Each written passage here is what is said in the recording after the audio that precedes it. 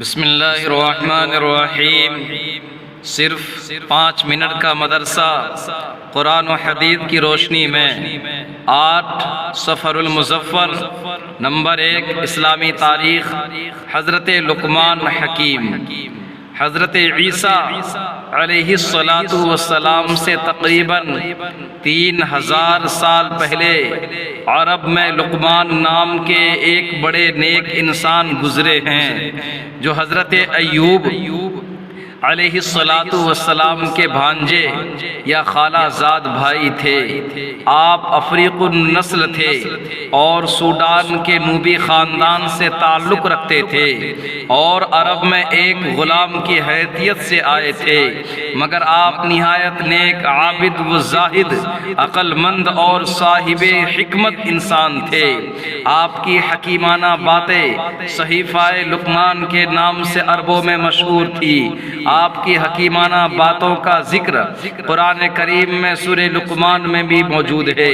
آپ اپنے بیٹے کو زندگی کے آخر میں نصیحت کرتے ہوئے فرماتے ہیں، بیٹا، اللہ تعالیٰ کے ساتھ کسی کو شریک نہ کرنا، بلا شبہ شرک بہت بڑا گناہ ہے۔ بیٹا، نماز پڑھا کرو اور نیک کام کا حکم کیا کرو اور بری باتوں سے منع کیا کرو، اور جو تم پر مصیبت آئے اس پر صبر کرو، بے شک یہ ہمت کے کام ہیں۔ اور زمین پر اکڑ کر نہ چلو، اللہ تعالیٰ اکڑ کر فخریہ چال چلنے کو پسند نہیں کرتے ہیں۔ نمبر 2 حضور صلی اللہ علیہ وسلم کا معجزہ عرب کے راستوں کے متعلق پیشین گوئی۔ ایک مرتبہ آپ صلی اللہ علیہ وسلم نے عدی بن حاتم رضی اللہ تعالیٰ عنہ سے فرمایا، پیشین گوئی یعنی اندازے سے کوئی بات کہنا، اے عدی، اگر تیری عمر لمبی ہوگی تو دیکھے گا کہ اونٹ پر سوار اکیلی عورت حیرہ جگہ سے چلے گی یہاں تک کہ کعبہ کا طواف کرے گی، اور اللہ کے علاوہ اس کو کسی کا ڈر نہ ہوگا۔ چنانچہ حضرت عدی رضی اللہ تعالیٰ عنہ فرماتے ہیں کہ میں نے وہ زمانہ اپنی آنکھوں سے دیکھا کہ ایک عورت حیرہ سے اکیلی اونٹ پر سوار ہو کر آئی اور کعبہ کا طواف بھی کیا، اس کو اللہ کے علاوہ کسی کا ڈر نہ تھا۔ نمبر 3 ایک فرض کے بارے میں زکوٰۃ کی فرضیت۔ رسول اللہ صلی اللہ علیہ وسلم نے حضرت معاذ بن جبل رضی اللہ تعالیٰ عنہ کو یمن بھیجتے وقت فرمایا، ان لوگوں کو بتا دینا کہ اللہ تعالیٰ نے ان پر ان کے مال میں زکوٰۃ فرض کی ہے۔ فائدہ، اگر کسی کے پاس نصاب کے برابر مال ہو تو اس میں سے زکوٰۃ ادا کرنا فرض ہے۔ نمبر 4 ایک سنت کے بارے میں قبر میں مٹی ڈالتے وقت کی دعا۔ جب رسول اللہ صلی اللہ علیہ وسلم نے حضرت ام کلثوم رضی اللہ عنہا کو قبر میں رکھا تو پڑھا، منہا خلقناکم وفیہا نعیدکم ومنہا نخرجکم تارۃ اخری۔ ترجمہ، اس مٹی سے ہم نے تم کو پیدا کیا اور اسی میں ہم تم کو لوٹائیں گے اور اسی سے ہم تم کو دوبارہ اٹھائیں گے۔ نمبر 5 ایک اہم عمل کی فضیلت، یتیم پر رحم کرنا۔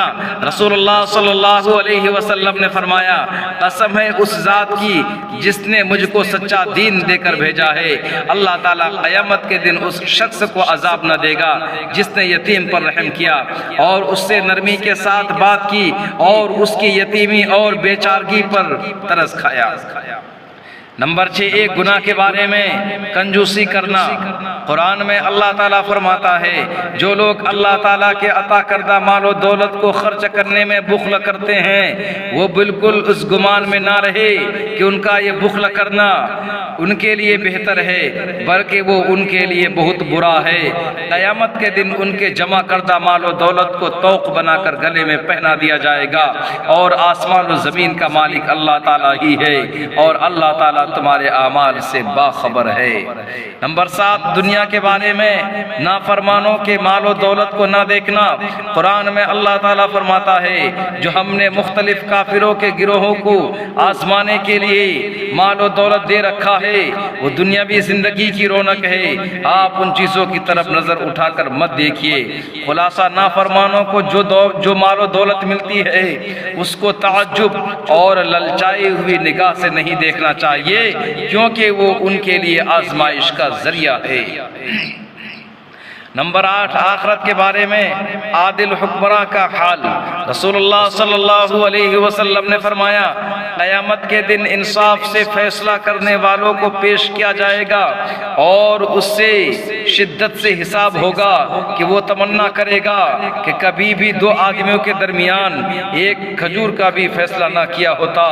فائدہ طرفداری اور ناانصافی کر کے فیصلے کرنے والوں کو سوچنا چاہیے کہ قیامت کے دن ان کے ساتھ کیسا سخت معاملہ کیا جائے گا۔ نمبر 9، طب نبوی سے علاج، انار سے معدے کی صفائی۔